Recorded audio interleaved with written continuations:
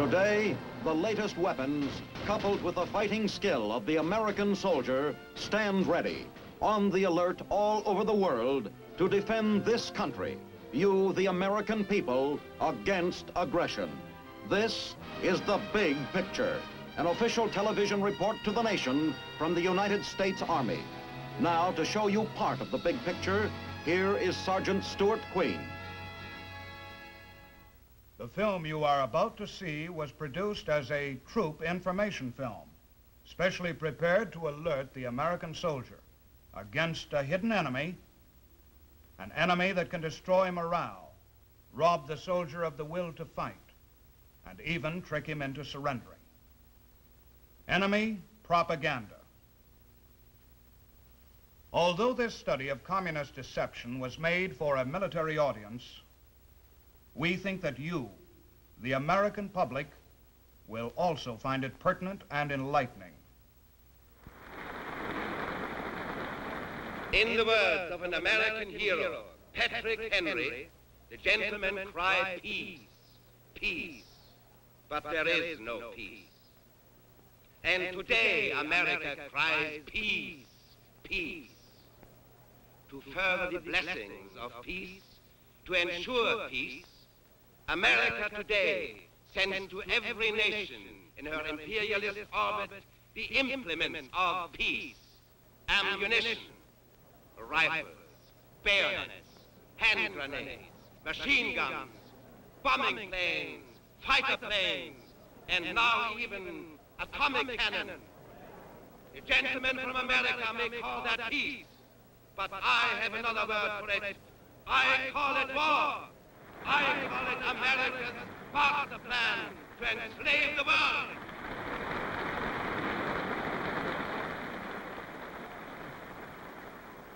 Let no one be deceived by the American-style peace.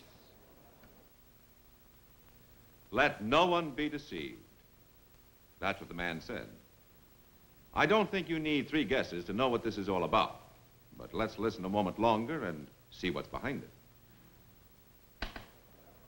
Peace is a word that sends cold shivers down the spines of American capitalists. Peace is what the whole world yearns for, prays for, longs for. But on Wall Street, it is a word that spells ruin. I say, let the American warmongers beware. The people want peace, and we are the voice of the people.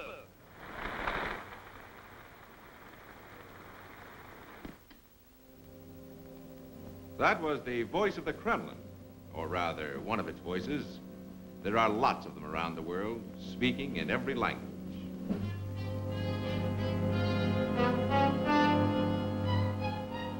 This material is just another sample of what you might call the communist war without guns.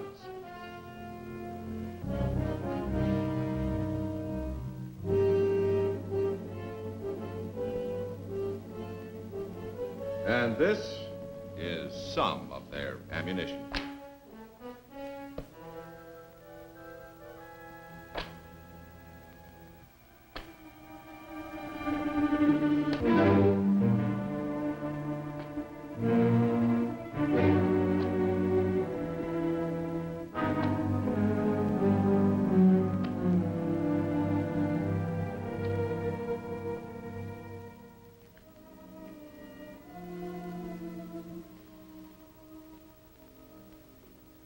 I'm Colonel Foster. I'm going to be your guide for a short tour through the maze of communist propaganda. It's a strange, shadowy world of the doctored photograph, the misquotation, the insinuation, and the lie. Now, some of this material to us is comical. Some of it is tragic. Some of it's weird. Some of it's dull. But all of it has the single purpose of digging the grave of liberty. The grave diggers of communism have been trying to set America up for the kill for years. And it makes them very angry that we don't just collapse as per schedule. Listen to this. The living conditions of the American masses, that's you, are swiftly deteriorating. Our generation is going through the final convulsions of the dying world of capitalism. That's what it says here. And if you don't believe that pamphlet, try this one. Bankrupt America may have one more war in its decaying carcass, but her young men who face nothing but brute labor, poverty, and death may refuse to fight. That's what it says here. If you're assigned to duty overseas, you may see posters like this once in a while. That's you, in case you don't recognize yourself. Of course, we get a big chuckle out of stuff like this, but the bigger the lie, the bigger the laugh. But the gravediggers aren't laughing. They're deadly serious. And in some places around the still free world, some people believe them.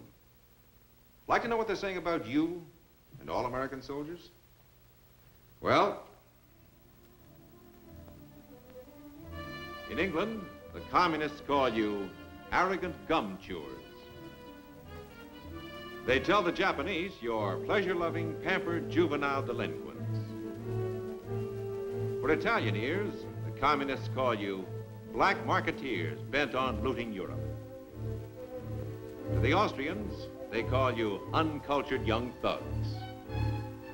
To the Soviet-occupied countries of Eastern Europe, they say you are members of the gangster army of imperialist America. And to the people of Korea, the communists say you are cold-blooded murderers who tortured and shot and buried alive thousands of innocent civilians.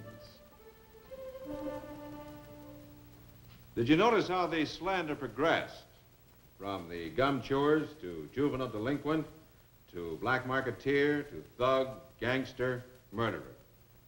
From you should be laughed at to you should be shot in just a few easy steps.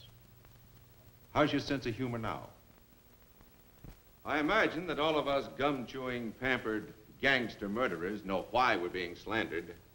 It's because America is the major obstacle that stands between the gravedigger and his intended victim. Here is target number 1 for the Reds. And who's in the bullseye? You are. Being in the bullseye, it's important to know something about the enemy's weapons and how to spoil their aim. That aim is nothing less than world conquest, and subversion by every possible means is the chief method used. The key word is conflict. Outside of the red countries themselves, conflict must be promoted everywhere. Every dissatisfaction must grow into a resentment. Every resentment must become an argument. Every argument must grow into a fight. Every fight must blossom into a riot. Every riot must expand into a war. And every war must end in devastation. For there in the ruins, communism finds its chance. For the communists, there must never be a compromise. Never a settlement of disputes. Only conflict.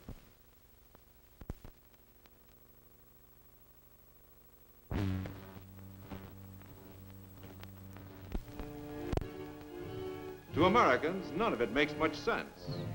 But wherever there is poverty, unemployment, disillusionment, there is also despair. And where there is despair, people may listen to anyone, to any plan that promises a change. In America, practically nobody listens. In all countries with stable government, civil liberties, and reasonable prosperity, communism makes little or no headway. The red countries cannot stand comparison in the light of day. That's one reason for the Iron Curtain that stretches across Eastern Europe from the Baltic Sea to the Mediterranean. The barrier works 2 ways. It keeps free men from seeing too much inside, and it keeps the slave world from glimpsing freedom. Back of that Iron Curtain is the biggest captive audience in the world. They don't have to sell them, just tell them. And what do they hear about themselves? Well, let's listen. мы передавали специальную программу, посвященную сельскохозяйственному планированию в Азербайджане. At a recent meeting of the International Labor Organization, the question was raised by one of the American delegates as to why there are no strikes in the USSR. To the people of the Soviet Union, this is a foolish question. The reason why we do not have strikes is because we do not have exploitation of the workers. Here there are no capitalists and no landlords seeking profits at the expense of human welfare. As all of us know, in the Soviet Union, authority belongs to the working people. In no other country does the worker feel so much a part of his factory, his farm, his village, and his nation. Our workers do not grumble or strike. They leave that to the discontented masses of other countries who have not yet advanced to socialism. One has but to look around the Union of Soviet Socialist Republics to see on every hand evidence of our enormous progress. In Uzbekistan, there has been a mighty upswing in the economy and unprecedented cultural progress as well. Twice as many Uzbeks today receive higher education than in France, for example. In Czechoslovakia, household appliances and motorcycles have ceased to be the goods exclusively for the rich. Today, they are available to all. In Byelorussia, the people have received all equipment necessary for boosting agriculture, such as tractors and machines. We are a nation of happy builders in a blossoming land. You get the picture? For the people around Moscow, they say everything in Uzbekistan is wonderful. For the people in the Ural region, they say everything in Czechoslovakia is wonderful. For the people in the Ukraine, Byelorussia is a blossoming land.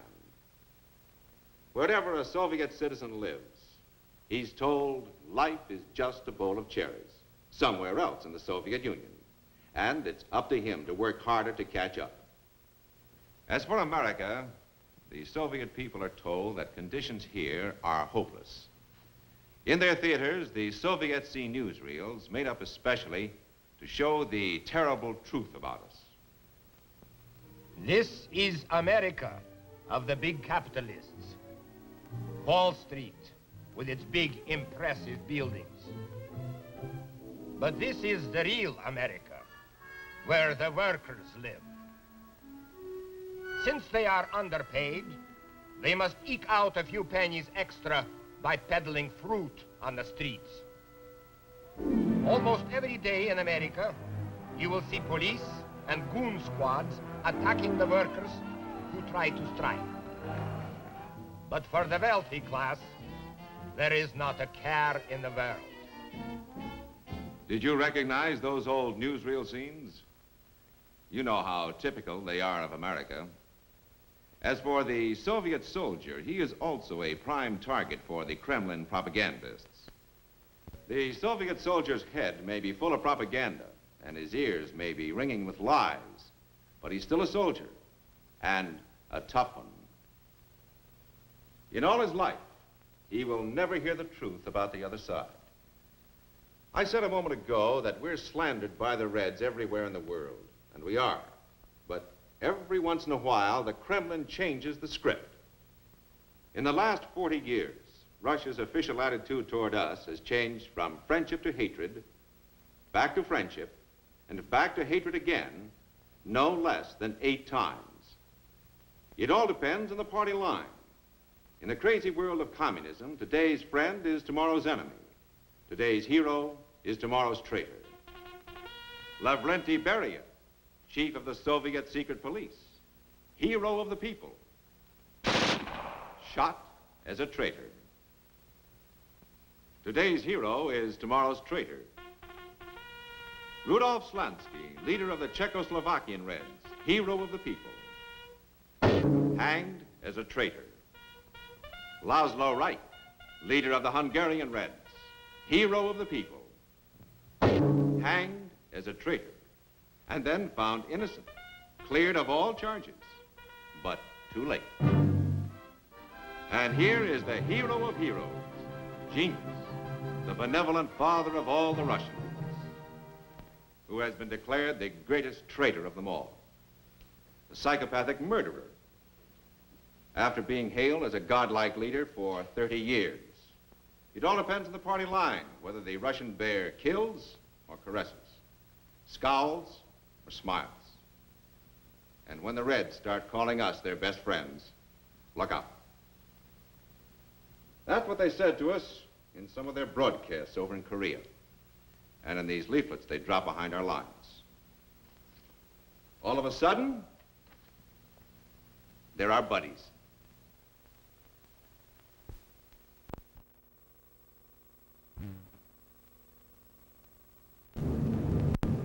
Dear conscientious friends, American officers, sergeants, and soldiers, the great desire of the Korean and Chinese People's Army is for justice and national independence. Are you really fighting for freedom? Do you not realize by now that you have been sent by the Wall Street merchants to crush Korea's attempt to gain independence? You cannot beat 500 million Chinese and Koreans. Our brave and heroic soldiers will never surrender. Don't let your capitalist leaders deceive you. Don't fight their aggressive war. Let all foreign troops withdraw from Korea. Go home and live in peace. Well, every GI in Korea wanted nothing more than to go home and live in peace, if only the communists would do the same thing. But they didn't, of course, until we fought them to a standstill. Now let me introduce you to another communist. This is going to be hard to take, so brace yourselves. Hi, fellas. How are you today? Not so good, huh? Well, you know what General Sherman said about war. Oh, well, it'll only last 7 or 8 years, fellas. Of course, it could be less than that if your leaders would only listen to reason. But let's not talk about it. I'm going to play some real dreamy music for you. But first, I want to welcome some new fellows into the line, the 305th Infantry Regiment. I'm sorry the weather's so bad for you. We had planned to fix all the roads before you came, but there isn't much we can do about it now. Incidentally, keep your feet dry, fellas. Your medics can't do a thing for frozen toes, and your girlfriends back home don't want you crippled. Take it easy, huh?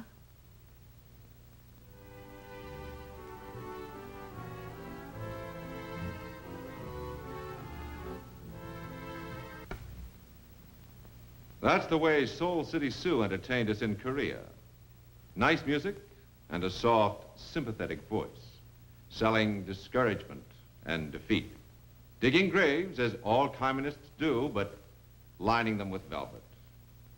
But the men who heard that radio art of charm were sometimes interrupted, and very rudely, too, like this.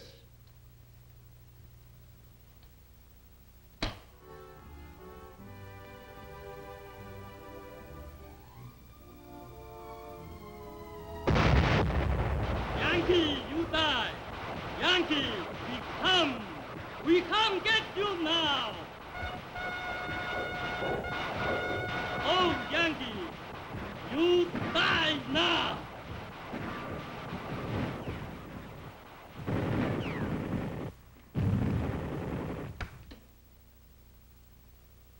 That's the way it went in Korea sometimes. First, the gentle voice, then the loudspeaker. They were interchangeable weapons in the communist war of words.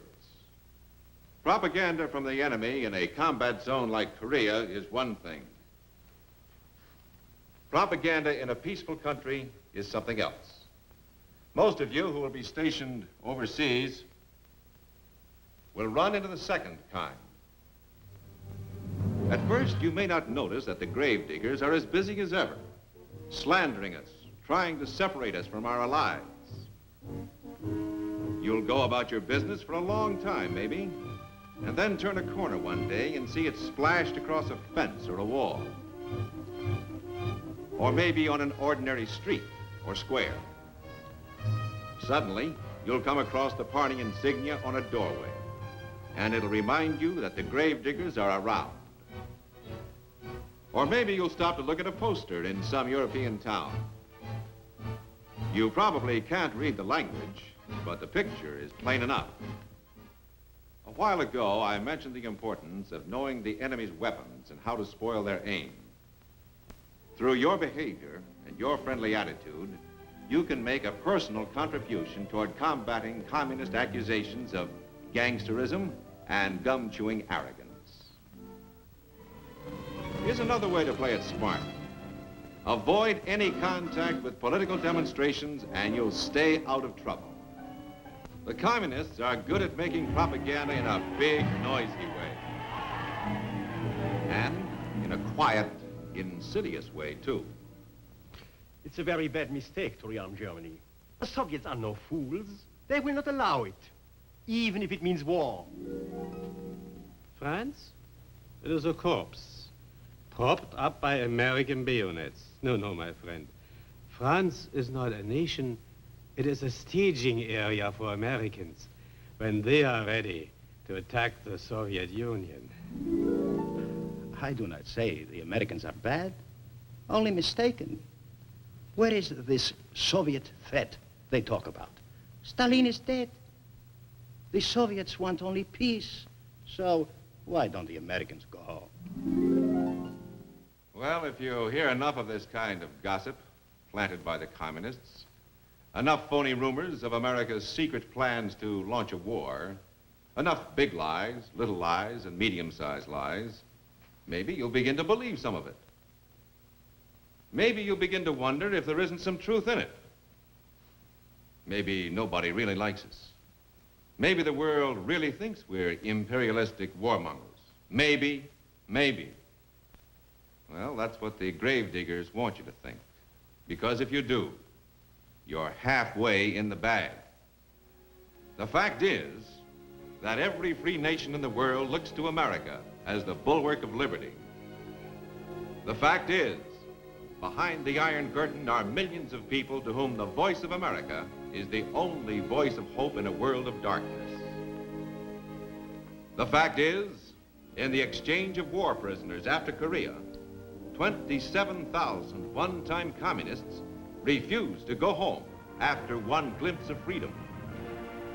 The fact is that all along the Austrian border, the Czech border, the East German border, every day, every hour, people are slipping across, swimming across, crashing across to freedom, telling their pitiful stories in the refugee centers, asking only that they be allowed to stay on our side of the Iron Curtain. Their stories are all different, and yet always the same. If you heard 1,000 or 2 of these stories, they'd begin to get monotonous. You'd think, isn't there an end to this? No. There is no end. Not until communism ends, under the weight of its own evils and its own lies. Well, now you've seen a fair sample of enemy propaganda. Leaflets, magazines, broadcasts, posters, street demonstrations, rumors, agitation. They spend millions, but the funny thing is they don't get a dime's worth of good where people recognize the truth. It's as simple as that. If you know propaganda for what it is, you are protected from its lies. Not only that, you can take measures against it by giving the lie to the enemy at every turn. How? By realizing a simple fact, that in foreign eyes, you and your uniform are the image of America, and by conducting yourself accordingly. You're in the bullseye of the communists' target number one. And yet, our cause and our country can never be defeated unless we ourselves fail to uphold it. And that can never be as long as we act like Americans. And remember these words: I will never forget that I am an American fighting man, responsible for my actions and dedicated to the principles which made my country free. I will trust in my God and in the United States of America.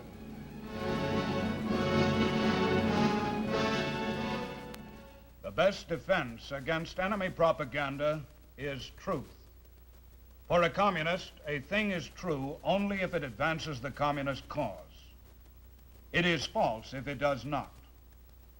The soldier who understands how enemy propaganda works is forewarned and forearmed. In this knowledge lies his strength. Now, this is Sergeant Stuart Queen, inviting you to be with us again next week for another look at your Army in action on The Big Picture. The Big Picture is a weekly television report to the nation on the activities of the Army at home and overseas. Produced by the Army Pictorial Center, presented by the United States Army in cooperation with this station. You too can be an important part of the big picture. You can proudly serve with the best equipped, the best trained, the best fighting team in the world today, the United States Army.